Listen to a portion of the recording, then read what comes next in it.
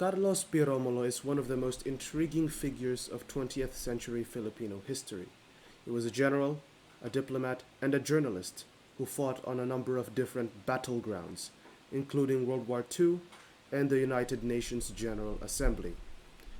He is known to have received a number of different accolades, including a title of National Artist, and was a staunch anti fascist and anti colonialist, but also was very pro American, who believed in politically and economically liberal ideas such as internationalism. Carlos P. Romulo's life and career exemplify dedication to service, diplomacy, and the pursuit of freedom and justice. From his early career as an educator to becoming one of the most important diplomats on the global stage, Romulo has become a legend of Philippine history. His commitment to the values of internationalism, democracy, and anti colonialism have become an inspiration to many generations of Filipinos. And his legacy, Romulo's legacy, reminds us to have courage, integrity, and diplomacy in navigating complex global challenges.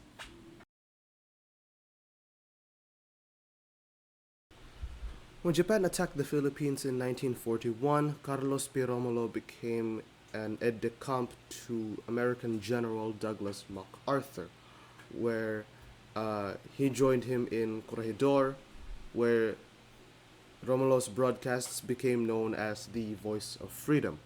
When MacArthur escaped to Australia, Romulo joined him, and later on, he went to Washington, D.C. to join the government in exile led by Manuel L. Quezon, where he served as the Secretary of Information. When the Philippines was elected to a seat at the United Nations Security Council in 1956, Romulo became a member, and in January 1957, he also became a chairman.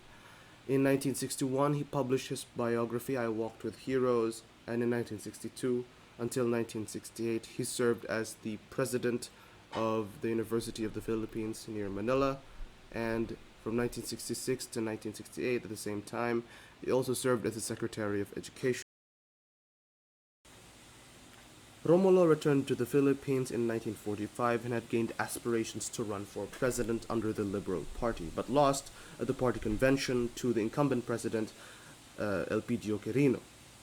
What had occurred was Quirino initially agreed to a secret ballot at the convention, but when it opened, he had demanded an open roll call voting, which left the delegates no choice but to support Quirino. Feeling betrayed, Romulo decided to serve as the campaign manager of Ramon Magsaysay of the opposing Nacionalista Party in 1953, who managed to defeat Quirino in the following election. As the Minister of Foreign Affairs, Romulo had served a number of different presidents, including Elpidio Quirino in 1950 to 1952, Justado Macapagal from 1963 to 64, and of course Ferdinand Marcos from 1968 to 1984. In April 1955, he led the delegation of the Philippines at the Asian African Conference in Bandung, Indonesia.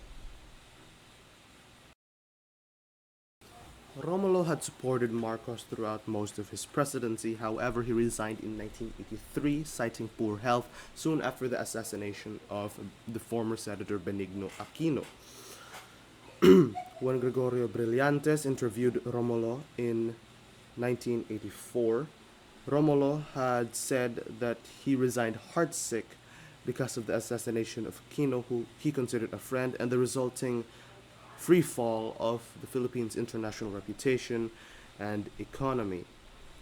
According to Romulo's wife, Beth Day Romulo, he was asked to sign by the presidential administration of Marcos to sign